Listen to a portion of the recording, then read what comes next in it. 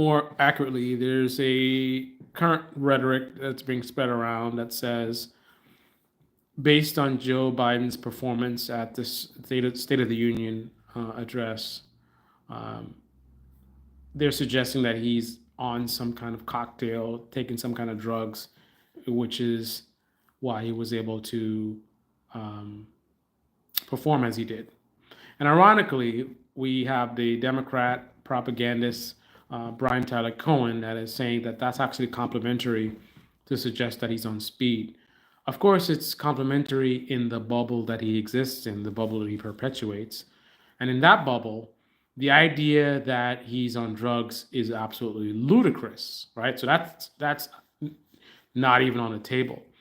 And if that's not even on the table, that would mean that Joe Biden is actually capable, without any drugs, to deliver, such a performance that, right wing media had to come up with, an excuse to explain how this, you know, barely alive guy was able to do that. However, if you don't exist in that bubble, then you are open to multiple realities, not just one, right? Not just the one that you get from Brian Tyler Cohen. And one of the potential realities is he might actually be taking some drugs. And if he's taking some drugs, it's not impressive, it's not complimentary if people accurately pick up on that potential fact. Um, but what's my perspective? Is Joe Biden on drugs? Did he take drugs to do that speech? As a nonpartisan who is not in any tribe, who is not trying to push any particular rhetoric, not trying to say something to get clicks or whatever I think people will react to, I would say that coming from that framework and just thinking logically, I would be surprised if he wasn't taking something. Why on earth would the president of the United States, who is as old as he is, not be taking some kind of drug to compensate for the realities of aging? Um, Not unlike, I'm sure, Donald Trump was, right? I would expect that any American president that is that old would be taking something. Now, I do recognize the reality of that the people who were talking about this thing, they're typically bad faith actors, and perhaps by me sort of, giving this theory energy, I'm actually helping them to, basically manipulate and deceive people and distract and whatever. And I appreciate that. That's a valid point. That's a valid concern in terms of what I might be doing by doing this.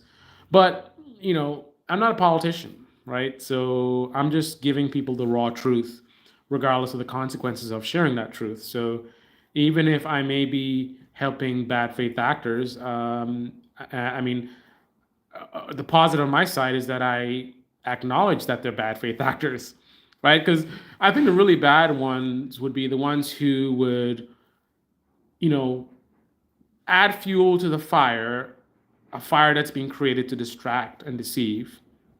But you also don't have anything to say about the deception, potential deception, right? That's where it's like you're really, really just helping these bad faith actors. But I'm calling out the bad faith actors, but I'm also recognizing that what they're saying, actually has some logic to it and potential truth. I do also recognize the other issue, which is I have absolutely no evidence to suggest, well, I have no solid evidence. Let me not be a hypocrite here. I have no solid evidence um, that's leading me to the conclusion that he might have taken some kind of drug. I mean, there's many explanations. He's kind of old, so he's not a robot. He probably has good days and bad days, good moments and bad moments. It could just so happen that coincidentally he was having a good moment in that moment. It could not be. It could possibly be that it's not just purely coincidental. It could also be a product of you know his desperation. The polls haven't been looking too good.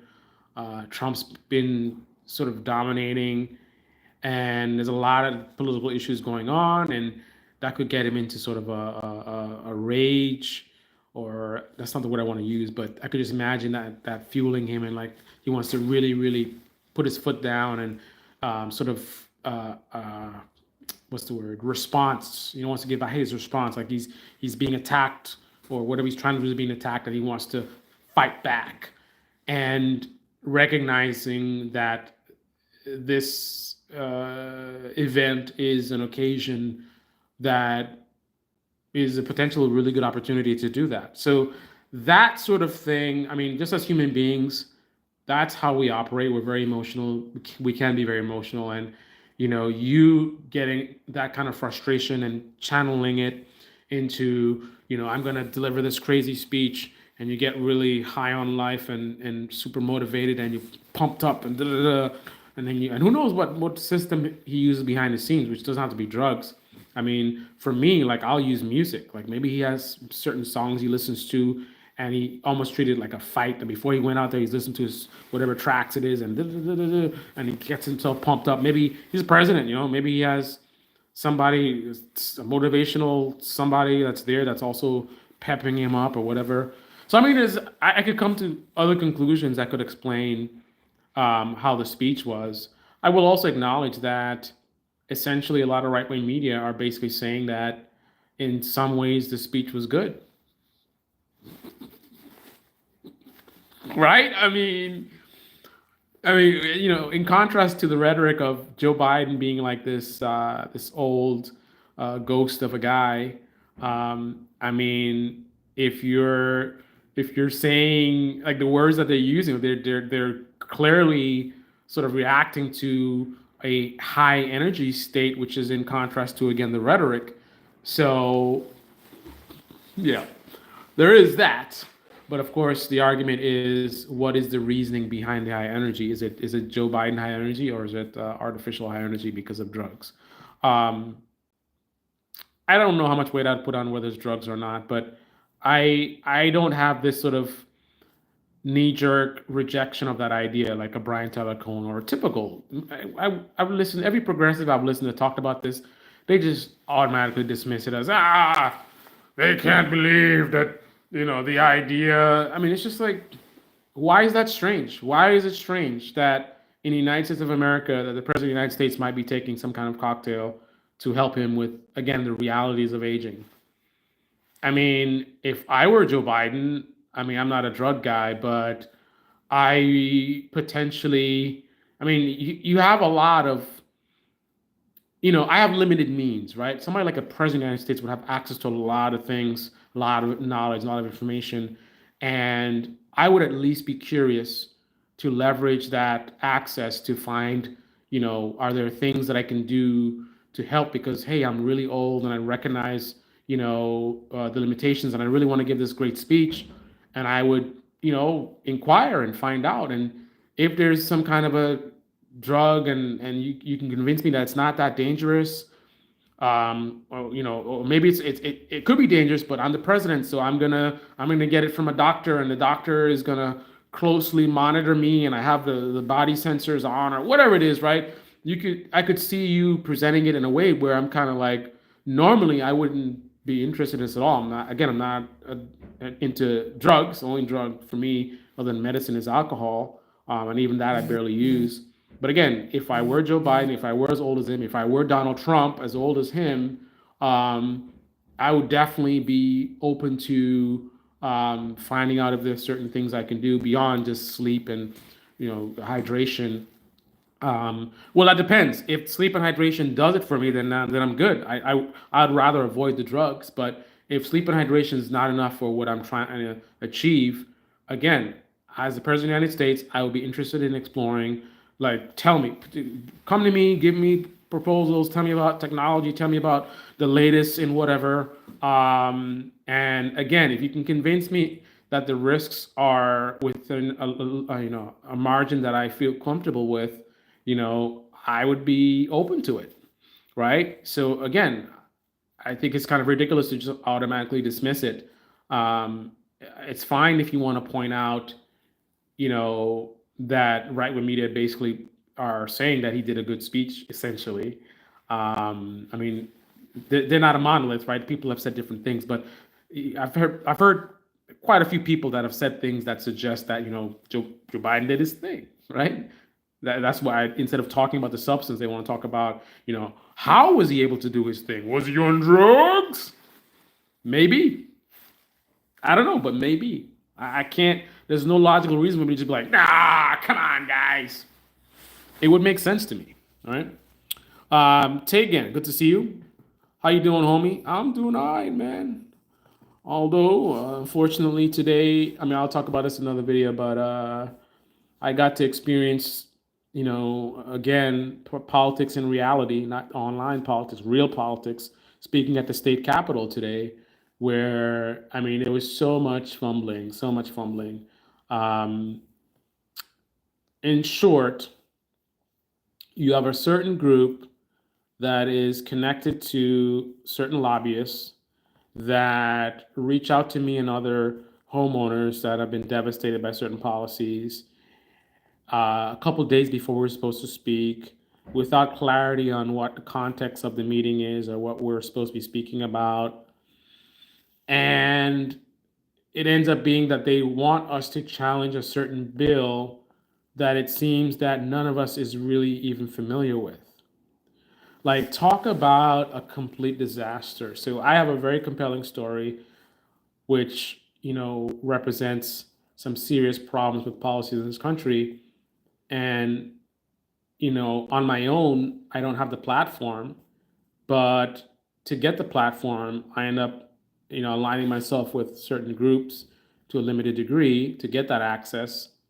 But then the access gets sort of watered down by this kind of dysfunction. I mean, that's not a good look. That's not, good politics for me to be challenging something that I don't even fully understand. I mean, I told them my story. The story is compelling, but it's kind of a waste if it's not applied to something tangible. So, and then there was a setup. They tried to set us up at the end. They tried to do some scandalous thing. One of the guys I was with, I don't know, he had some tie to some company, and they try to be like, oh, what's this? And so there it is. I went out there, speaking my heart, talking about some serious problems, and it gets sidetracked by some political games. But again, if I didn't, engage with this group, I wouldn't have been able to speak at the Capitol today. Frustrating, but I'm learning, and I am not giving up. I am going to continue to fight my local government, and this is just one of the many steps that's going to get me to where I need to be the most effective at doing so. Jock, good to see you, man. Drugs don't make people smarter or improve their memories. At least speed like ones, they just pump them up. Just like the debate of 2020, these guys conditioned their viewership to lower the ball. Then in debate, Biden beats Trump. Um, yeah, drugs don't help with your memory. Well, I can't say it absolute, right? But I would generally agree with what you're saying. And I would not absolutely agree with it, but I'll generally agree with it. But I would also say that that explains why Biden still did some of the stuff that Biden normally does, like mixing up somebody's name.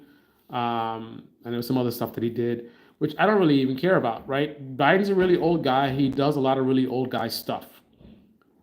Him doing the stuff he's been doing at this address, I mean, why is that news?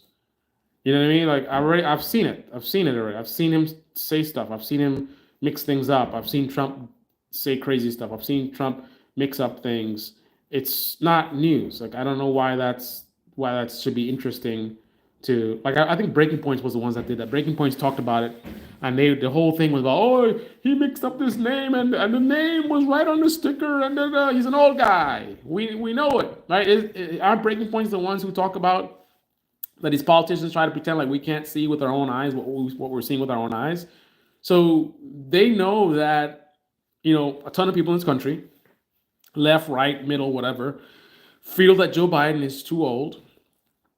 And some of that is, although some of that is from manipulation from the media, other parts of it is based on them actually seeing him speak and seeing the things that he say, which are more dramatic than when Trump does the exact same thing or far worse, because Trump, the entertainer, is much smoother when he makes his mistakes. When Trump makes a mistake, like let's say, I'm Trump and, I want to say something about Biden and then I say Obama, right? I say, Obama, and then I realize that it's actually supposed to be Biden, but I'm Trump, so I'm like, and this is what they do, and I always said this about Obama. Keep saying even more stuff about Obama because I'm trying to cover up the fact that I was actually talking about Biden, right? And I made a mistake, and then when you question me, I'll just double down and be like, no, no, no, no, no. Obama's the one controlling things behind the scenes, right? So it's real smooth when Trump, exhibits the old age problem that Joe Biden also suffers from. But when Joe Biden has that same issue, in that same scenario, Joe Biden's talking and he wants to say something about Trump, and he mixes up Trump with Mitch McConnell. I feel like that's wrong. I'm gonna just say Jim Jordan. I don't know why that name seems wrong for some reason. So let's say he wants to say something about Trump and he says Jim Jordan by accident.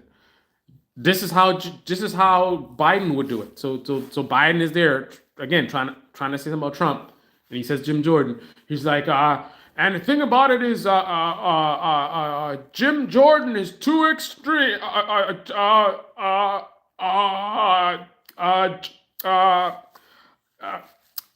It's the American uh,